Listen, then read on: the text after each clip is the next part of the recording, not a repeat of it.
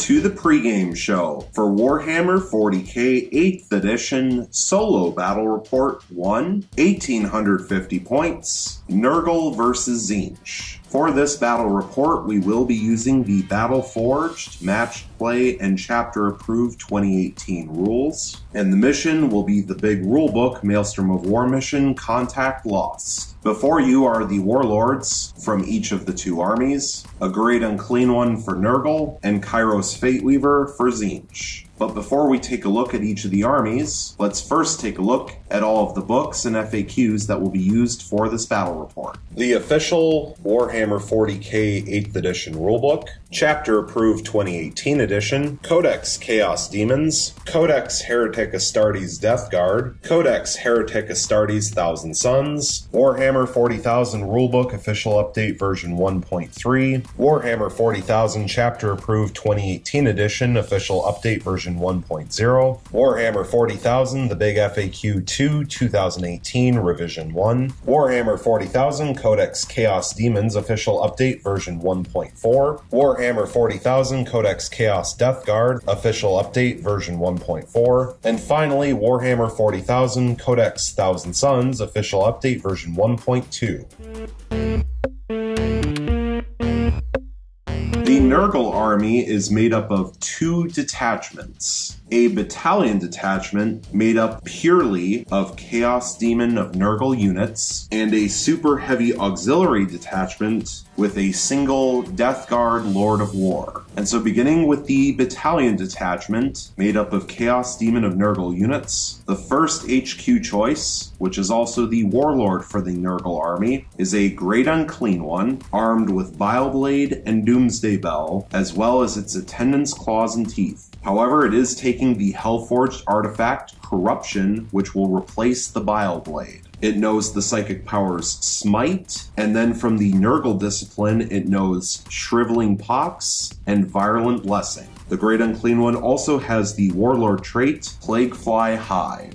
The second and third HQ choice for the battalion detachment are exactly the same, which is a Demon Prince of Nurgle with wings from the Chaos Demons Codex. They are both armed with two sets of Malefic Talons, and they both know the psychic powers Smite, and from the Nurgle discipline, Fleshy Abundance. This battalion detachment has three troop choices, the first of which is a squad of 10 Plague Bearers, one of which will be a Plague-ridden, their version of a sergeant. All 10 models are armed with Plague Swords, and one Plague Bearer has been upgraded to take a Demonic Icon. The second and third troop choice are exactly the same, and each troop choice consists of 3 Nurgling Swarms, armed with Diseased Claws and Teeth. Finally, to round out the battalion detachment, there are 2 fast attack choices, both of which are exactly the same. Each fast attack choice consists of 6 plague drones, one of which will be the Plague Bringer, which is their version of a sergeant. All 6 models are armed with Death's Heads, Plague Swords, and Prehensile Proboscis. However, in each squad, one Plague Drone has been upgraded to carry a Demonic Icon, and a separate Plague Drone has been upgraded to carry an Instrument of Chaos. Finally, for the Super Heavy Auxiliary Detachment, from the Death Guard, we have a single Lord of War, which is Mortarion, who is armed with the Lantern, Silence, Attendant's Claws and Teeth, and Phosphex Bombs. He also knows the psychic powers Smite, as well as from the Contagion discipline, Miasma of Pestilence, Blades of Putrefaction, and Curse of the Leper. Between the two detachments, the Nergal Army will have a total of 91 power.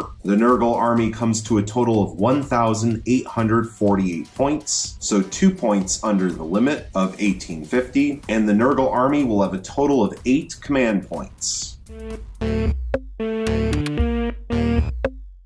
The Tzeentch Army is made up of 2 separate detachments. The first of which is a battalion detachment purely made up of Chaos Demon of Tzeentch units. And secondly, the Tzeentch Army is bringing a Supreme Command detachment made up purely of Thousand Sons units. Looking closer at the battalion detachment, made up purely of Chaos Demon of Tzeentch units, the first HQ choice is also the warlord for the Tzeentch Army, which is Kairos Fateweaver, who is armed with the Staff of Tomorrow. He knows the psychic powers Smite, and all 6 powers from the Tzeentch discipline, which includes Boon of Change, Bolt of Change, Gaze of Fate, Treason Citizen of Tzeentch, Flickering Flames, and Infernal Gateway. Kairos Fateweaver also has the Warlord trait, Tyrant of the Warp. And because Kairos Fateweaver is the Warlord, the Tzeentch army will get D3 command points at the beginning of the battle report. The second HQ choice is a Lord of Change, armed with Rod of Sorcery and a Staff of Tzeentch. It is taking the Hellforged artifact, the Impossible Robe, and it knows the psychic powers Smite, and from the Tzeentch discipline, it knows Boon of Change, Bolt of Change, and Gaze of Fate. The third HQ choice is a Flux Master, armed with a Staff of Change, a Ritual Dagger, and of course the blades from the Disc of Tzeentch. The Flux Master will also be using the stratagem Reward of Chaos for 1 command point in order to take a Hellforged artifact, which is the second Hellforged artifact in the army, the Everstav.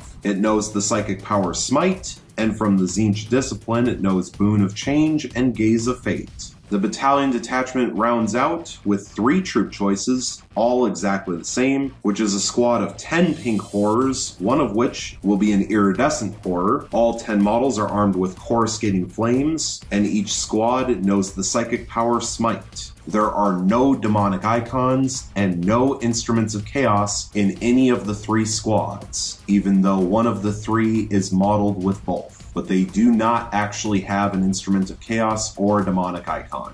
It is simply there because that's the painted model that was available. Finally, moving over to the Thousand Suns Supreme Command Detachment, we have 3 HQ choices, all of which are exactly the same, which is a Thousand Suns Demon Prince of Tzeentch with wings, armed with 2 sets of Malefic Talons, and they know the psychic power Smite. From the Discipline of Change, they know Temporal Manipulation, and finally from the Dark Hereticus discipline, they know Warp Time. And yes, while this means that there is a guarantee that one of the Demon Princes, as long as all 3 are alive, will not be able to cast a second psychic power in the friendly psychic phase. This will mean all 3 Demon Princes can attempt to heal themselves or give themselves an extra movement phase, which could be important later in the game. The Supreme Command Detachment also has a single Lord of War, which is Magnus the Red, who is armed with the Blade of Magnus, and who knows the psychic power Smite, and from the Discipline of Change knows Weaver of Fates, and from the Dark Hereticus discipline knows both Death Hex and Diabolic Strength. The combination of the 2 detachments brings the Tzeentch army up to a total of 103 power. The Tzeentch army is at exactly 1,850 points, and the Tzeentch army will have 8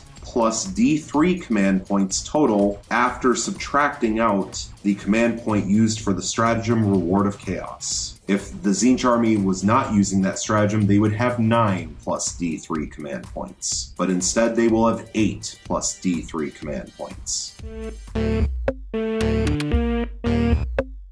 And that's about everything there is to say to introduce these 2 armies in the solo battle report. We will be rolling for the random map deployment and who begins to set up first at the beginning of the actual battle report. So thank you so much for watching. I hope you're looking forward to the battle report, and stay tuned for the next one.